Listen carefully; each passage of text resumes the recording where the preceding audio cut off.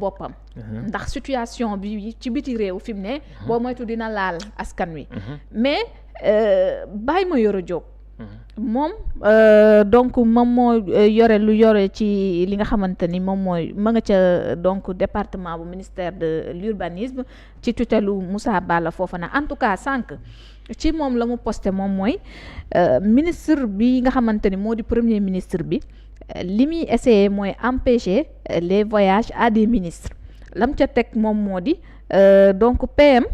du moom mooy déterminer li nga xamante ni moom moo di agenda wu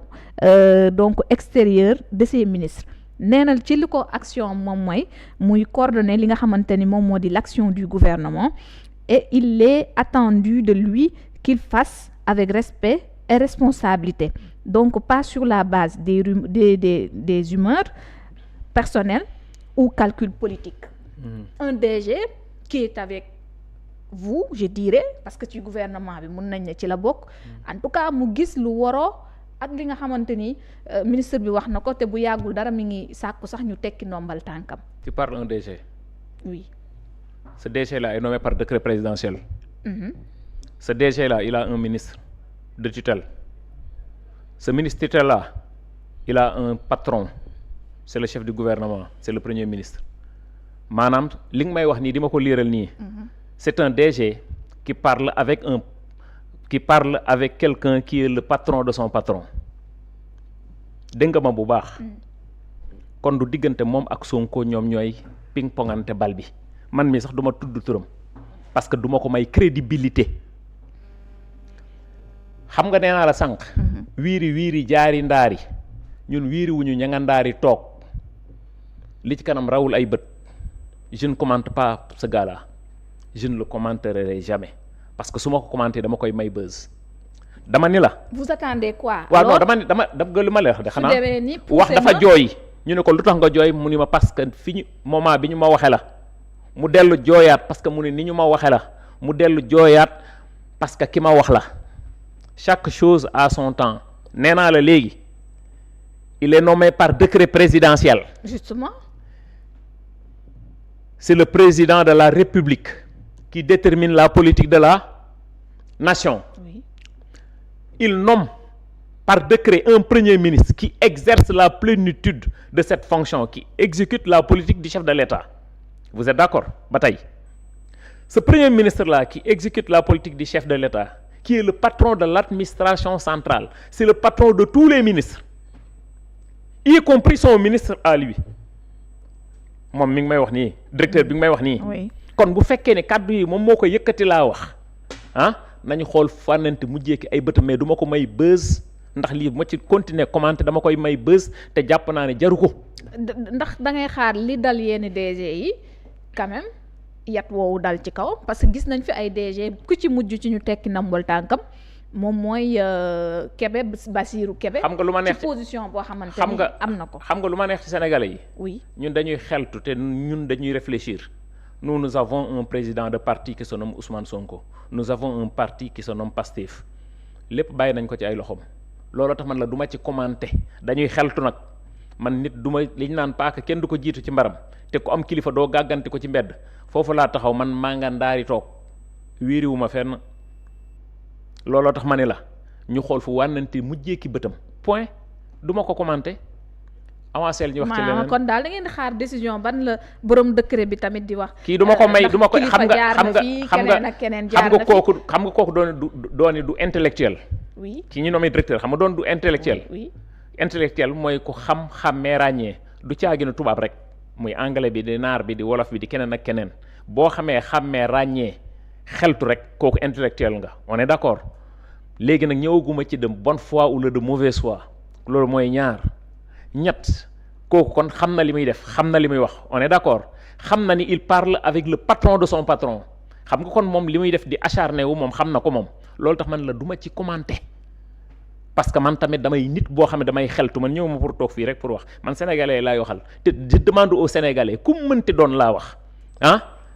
nga def ni ma def position bi ma def man moom laay wax nañu focus sur l'essentiel et ça je le dis aux gens de Pastef nañu focus sur l'essentiel du nit bii du kii ñu jàpp ni moom mooy ŋàññ le premier ministre nga xam ne c'est le chef du gouvernement le coordonnateur de tout ce qui est administration centrale qui exerce la plénitude de cette fonction tey jii mënoo gërëm sax président de la république gëmoo Ousmane Sonko parce que président de la république moom mooy exécuter moom mooy déterminer la politique de la nation mu nommer un premier ministre buy exécuter cette politique ba pare yow nga taxaw yow nga ne non kii du moom moo war a def lii moom moo war a def moom moo war a def nii te moom mooy le patron des pattes de tout ministre au Sénégal mais kooku ñàkk xam la. dem na ci ne jekkul ci luñ ko dénk. waaw non mais loolu. ci ñu rafetal ko ni mu ko waxee mooy li ma lay wax rek mooy li ma lay wax loolu du ma ci commenter ay danañ dem rek àdduna amul solo. àdduna amul solo nañu góorgóorlu liggéey moo gën. dañu leen jox ay postes de responsabilité pour ñu liggéey mais teguñu leen fa pour ñu jël yenn position yoo xam ne dafa ñaaw. c'est vilain sax quoi parce que du lii en fait lañu leen fale woon.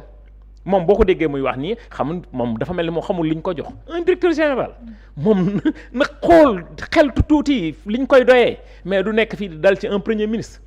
un chef du gouvernement ba pare moom mu nekk ci biir gouvernement nekk directeur général il n'est même pas ministre il a un ministre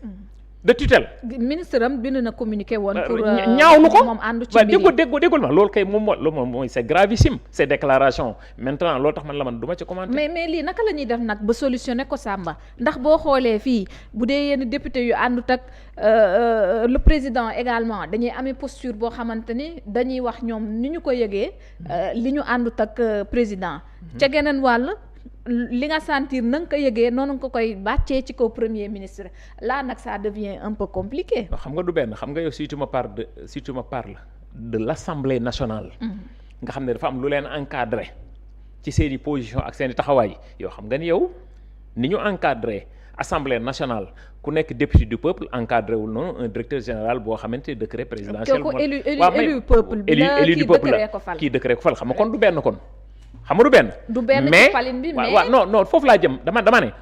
du benn laax ci palin bi waaw mais moo tax waroo comparaison n'est pas comparable ci côté boobu ñoom ñaar nguur gi lañ fa kii kay bokk na majorité présidentielle waaw kay xam nga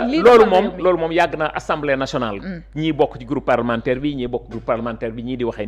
nii loolu moom c'est une autre bataille loolu moom c'est autre chose mais quelqu'un qui bénéficie d'un décret présidentiel nga am un chef du gouvernement nga dal ci chef de gouvernement bi di ko wax lu mu la neexee ni nga ko sentiré yow sa patron ci boppam génnee circulaire ni kii li mu wax je suis en déphasage ak moom li nga xam ne moom la wax mais ça c'est un autre. mais autorité yëpp duñ leen wormaal. député bi wormaal DG bi tam jox cër. ka nga xamante ni moom moo ko jiite. ñun ci yar lañ ñu xamee. ci yar la ñuy xëy ci la ñuy yendu ci la ñuy fanaan orma moom ñëpp a ko yelloo ndax doomu aadama li ñu sàkk yëpp doomu aadama ji suñu borom njëkk a ormal du dëgg kon nañ joxante cër rek ñun ñëpp mais ku nekk aussi dans le bon sens nga def li nga war a def mais waruñu egg fenn fi moo tax ma ne la boobu ba tey ñu ngi ciy wax plus de 10 minutes 15 minutes te kii wax dëgg yàlla nag kii moom wax dëgg yàlla jarul sax wax ak moom wax ci 5 minutes nag wax dëgg yàlla alors foofu justement bu ñu fa jógee Samba ndax